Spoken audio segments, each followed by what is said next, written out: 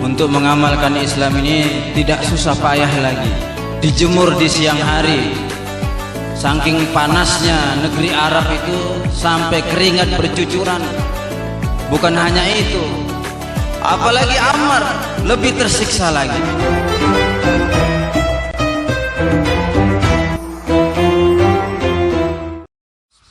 Assalamualaikum warahmatullahi wabarakatuh.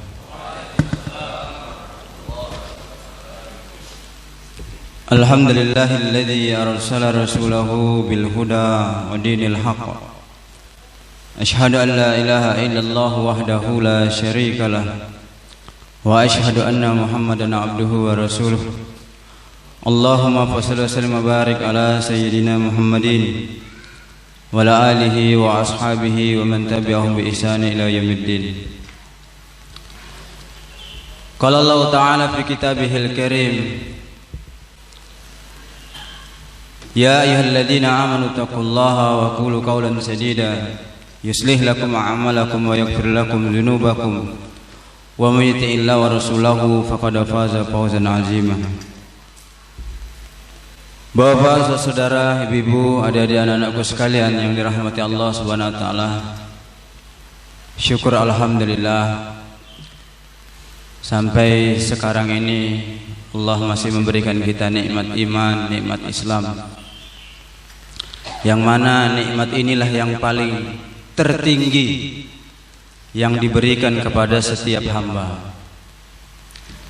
Alhamdulillah, karena kakek nenek kita Islam, ibu bapak kita Islam, akhirnya kita pun sekarang ini Islam.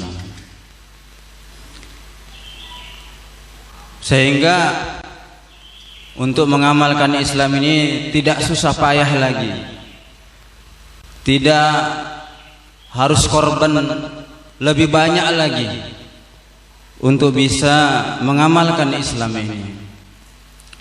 Berbeda dengan orang-orang terdahulu, ketika awal-awal ini Islam ada di zaman Rasulullah SAW, para sahabat ini harus banyak berkorban, baik itu harta, diri, waktu, harus teraniaya dulu, terzolimi dulu, baru bisa memeluk Islam. Sahabat Khabbab bin Al-Arat radhiyallahu an, waktu itu masih sekitar 5-6 orang aja yang masuk Islam. Beliau ini budak, sehingga ketika diketahui sahabat Khabbab bin Al-Arat radhiyallahu an ini memeluk Islam, maka beliau ini harus tersiksa siang dan malam. Sehingga majikannya ini sampai harus membujuk, bahkan menyiksa.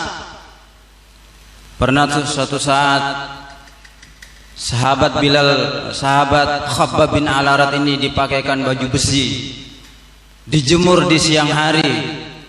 Saking panasnya negeri Arab itu sampai keringat bercucuran. Bukan hanya itu, kulit badan beliau ini harus terkelupas karena saking panasnya. Bahkan pernah majikannya ini membuat bara-bara api, kemudian sahabat Khabbab ini diseret di bara api tersebut sampai bara api ini terpadam dikarenakan darah dan lemak-lemak yang ada di badannya sahabat Khabbab ini. Suatu saat Sayyidina Umar tanya, wahai Khabbab, ketika engkau awal-awal dulu memeluk Islam, pada saat kapan engkau ini merasakan siksa yang paling besar? Maka sahabat Khabbab tidak perlu cerita, dibuka saja bajunya, kamu lihat ini punggung saya. Maka terharu Sayyidina Umar ini sampai mengatakan, belum pernah saya melihat punggung sehancur ini, karena pernah diseret di bara-bara api. Kalau Bilal radhiyallahu an disiksa oleh majikannya Umayyah bin Khalaf, siang malam ditindis dengan batu yang besar, disiksa dengan cara bergantian, sampai yang menyiksa ini jadi capek. Yang capek ini bukan yang disiksa, tapi yang menyiksa ini, yang kecapean. Sehingga ketika ditanya, wahai Bilal, sampai kapan kau akan begini? Apakah engkau rela mati dengan pelan-pelan? Kembalilah kepada agama kita. Jangankan badannya untuk bisa bergerak karena tertindis dengan batu, berkata-kata pun tidak bisa. Hanya bisa mengatakan ahadun ahad, ahadun ahad. Hanya Allah saja yang satu. Apalagi keluarga Yasir, satu keluarga disiksa oleh orang-orang kafir Quraisy. Ibunya Sumayyah syahid karena ditombak oleh Abu Jahal laknatullah alaihi. Sedangkan ayahnya Yasir, kaki tangannya diikat 4 penjuru. Kemudian masing-masing kuda, 4 ekor kuda menarik dari masing-masing kaki kanannya tadi, sehingga terputus satu sama lainnya. Apalagi Ammar lebih tersiksa lagi. Jadi orang-orang terdahulu itu, apakah dia masih budak, miskin, kaya, kalau harus memeluk Islam harus tersiksa dulu. Mus'ab bin Umair radhiyallahu anhu, anak orang kaya, tidak pernah pakai baju murahan, minimal harga bajunya 200 dirham, ya kurang lebih jutaan kalau orang-orang sekarang.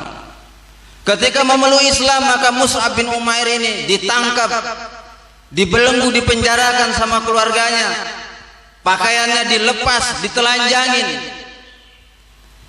Sehingga suatu saat Mus'ab bin Umair ini pernah meloloskan diri menghadap kepada Rasulullah SAW, menangis Rasulullah.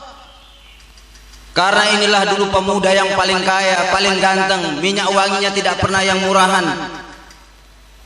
Kalau Mus'ab bin Umair lewat di suatu tempat, walaupun beliau ini sudah tidak ada, orang pasti tahu, pasti Mus'ab bin Umair pernah lewat di sini, karena minyak wanginya masih terasa wanginya. Ketika perang Uhud, maka Mus'ab bin Umair ditugaskan memegang bendera panji Islam. Tangan kanannya memegang pedang, tangan kirinya membawa bendera. Ketika perang berkecamuk, datanglah orang-orang kafir menyerbu beliau, dipotong tangannya yang memegang bendera tadi, kemudian tangan kanannya melepaskan pedangnya dan ditangkap tadi bendera yang hampir terjatuh. Datang lagi orang-orang kafir memotong lagi tangan kanannya, maka bendera tadi dikepit dengan sisa-sisa tangan yang ada. Belum cukup sampai di situ, datang lagi orang kafir memotong punggung beliau, sehingga tersungkur syahid di jalan Allah Subhanahu wa taala. Ketika penguburannya, Rasulullah SAW menangis karena kain kafannya tidak mencukupi untuk menutupi badan beliau. Kalau dikafani ditutup kepalanya maka kelihatan kakinya, saking pendeknya kain kafan beliau ini, ditutup kakinya kelihatan kepalanya. Menangis Rasulullah, ini dulu orang kaya, tapi kenapa ketika di ujung-ujung kematiannya sampai keadaannya seperti ini? Jamaah salat subuh yang dirahmati Allah Subhanahu wa taala, sekarang kita berislam tidak seperti mereka. Kita ini susahnya menahan lapar, haus di siang hari, menahan ngantuk ketika ceramah, itu saja susahnya. Jauh dari masjid. Tidak seperti mereka-mereka. Kenapa mereka bisa kuat berislam seperti itu, tahan seperti itu? Mereka tetap cinta kepada Islam walaupun harus teraniaya, tersiksa, terzolimi. Jawabannya, faman tabi'a hudaya fala khaufun 'alaihim wa la hum yahzanun. Maka barang siapa yang diberi hidayah, diberi petunjuk oleh Allah Subhanahu wa taala, sedikit pun tidak ada perasaan takut, perasaan sedih di dalam hatinya. Mereka tidak sedih, tidak takut miskin, walaupun terpisah dengan keluarganya, harus meninggalkan kampung kesayangannya, hijrah ke Madinah. Rela. Kenapa? Karena hidayah sudah tertancap ke dalam hati mereka. Maka sekarang ini syukur kita kepada Allah Subhanahu wa taala. Apalagi kita tinggal di lingkungan Islam yang lebih banyak. Di negara-negara lain yang Islamnya minoritas, ya, berjilbab tidak boleh, datang ke masjid tidak boleh, azan tidak boleh, bahkan menghafal Al-Quran pun harus sembunyi-sembunyi. Kita ini Masya Allah, tetangga kita, kiri kanan rumah kita Islam, depan belakang rumah kita Islam, bebas untuk mengamalkan Islam. Maka seharusnya kita ini lebih semangat lagi.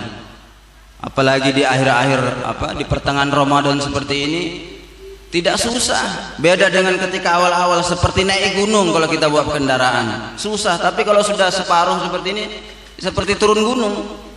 Seharusnya lebih banyak lagi Al-Quran kita hatamkan, lebih banyak lagi zikirnya, lebih banyak lagi sholat-sholat sunnahnya, doanya.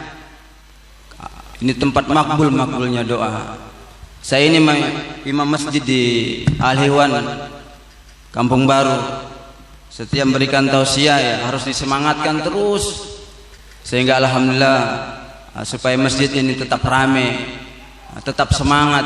Alhamdulillah anak-anak Irma dah memakmurkan masjid dengan setiap hari membaca Al-Quran. Mereka bergantian berkhidmat masjid.